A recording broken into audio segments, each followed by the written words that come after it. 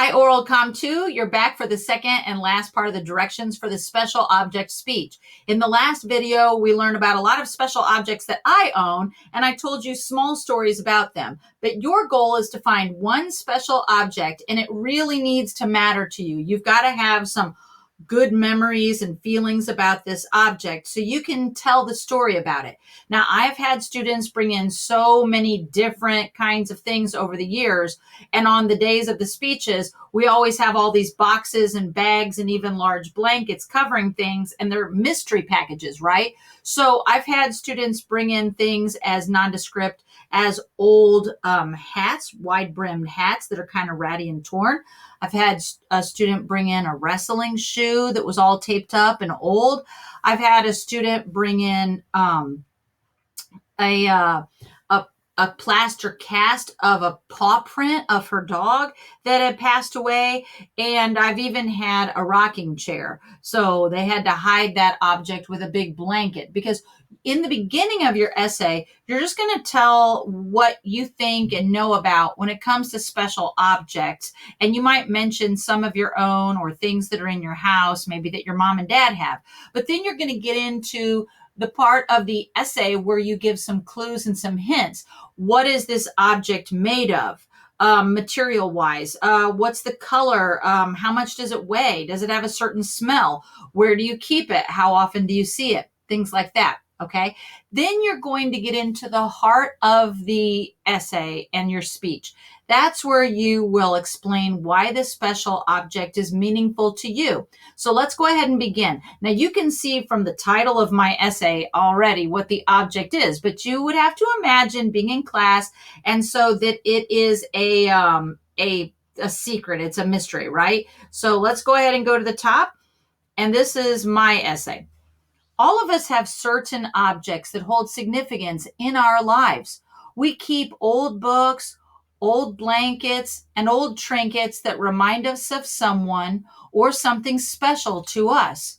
We might have one specific memory associated with the object, or we may hold a lifetime of memories associated with the object and specific individuals or even places. Sometimes we receive a small token as a prize or a piece of jewelry as a gift. When we pass important milestones, we mark them with little objects like tassels we wear at graduation or our wedding rings. One object might have more monetary value, but we hold on to most of them because of their sentimental value. We keep them near to us to remind us of things we don't want to forget. I have an abundance of special objects in my life, many of them holding down shelves in my office. A monkey snow globe, a ribbon from an art fair, rocks from a favorite vacation spot, a doily and a doll made by my mother, a porcelain face of Jesus that stares at you no matter where you stand. Too many to mention, really. The special object, though, that I want to tell you about today seems ordinary and nondescript, and most people would not know about its value and its meaning to me. My special object is stored inside my front hall closet, cramped between winter boots and various forgotten items like kites, umbrellas, and old clothes bound for the donation box someday. It is as nondescript as one can imagine. My object, like me, would prefer to be elsewhere. Gloomy Springfield, Illinois is no environment for such an active special object, but there it sits in the dark most days, but it blends into its space. Its colors are light gray and steel blue, and it has contrasting areas of orange. My object seems lost in the shadows of the closet. It wants to be on vacation with me. When we're on vacation together, it's my passenger, and I take it to and from destinations. Even though it weighs less than 3 pounds empty, let me go back up to this, it usually holds up to 30 pounds or more of gear on a hike. This gray object remains stylish and slim, even with multifarious amounts of gear. It has countless straps and pockets inside and out, some hidden from view altogether. When the expansion zippers open, it can stretch to practically twice its size. It's water resistant and it has reflective strips for nighttime safety. My special object is, And we usually, at this point, we do a little bit of a drum roll. Drum roll, please. Right? My North Face Recon 31-liter Adventurer backpack. And not only is it useful, but it reminds me of so many good times. Summer vacations are definitely my favorite time of year. There's little time for my North Face backpack to rest with new camping journeys on as many weekends that we can get away. My backpack loves to be loaded with whatever challenge. I can face any obstacle with my backpack as my supporter.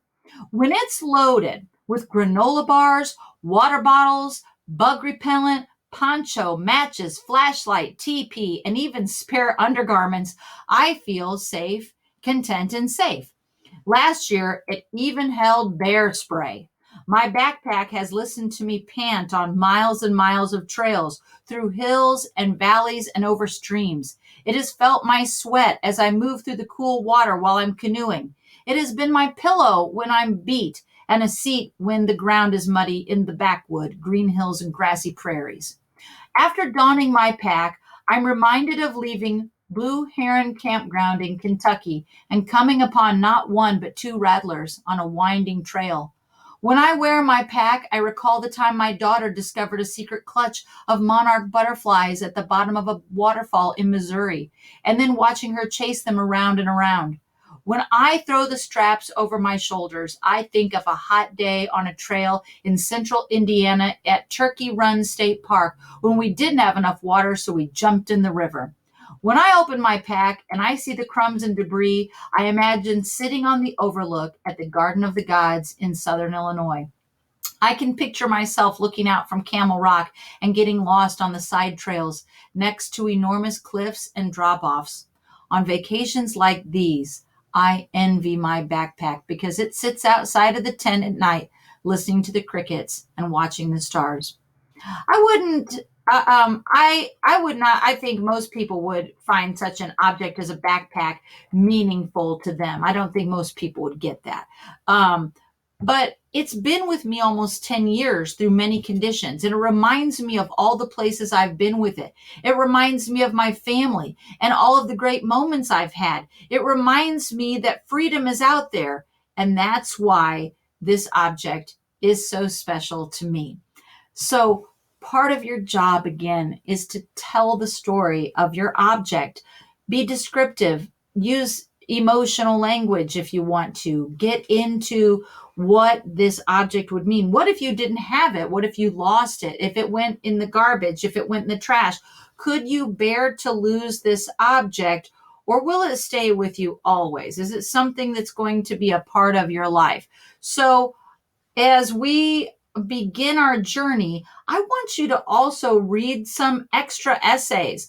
On the lesson plans, you're going to see a link to the directions, but on the directions at the bottom of the page, and I pointed this out before, this is at the very, very bottom of the page, and you're going to see that there's a sample special object essay number 1, number 2, and number 3. I'd like you to click on those, and I want you to read a little bit about them. And so that way you can see what other students have done. Now, your title can go ahead and give away what the object is, but otherwise, please keep it a secret. Follow the directions as I've shown you. And anyhow, that's what you'll be doing. Let me go ahead and click on special object essay number 2. Kind of show you these, pull these up. Here's another one. And these were all written by students. And then number 3, I absolutely love this one. If this is the one I'm thinking of, oh, that's a different one. So I thought this was the one about the bouquet. I'll try to share that one with you guys too. So you guys have an idea about what you can write when you see these samples. So that is it for today. Hopefully everybody understands how to write the special object speech. You can look at the lesson plans for when your speech is due. And it looks like the A-Day class is going to perform it Wednesday, April 29th, and the B-Day class Thursday, April 30th. So you have a little while to work on this, okay? So that is all for now. And you guys have good times thinking about your special objects. Signing off.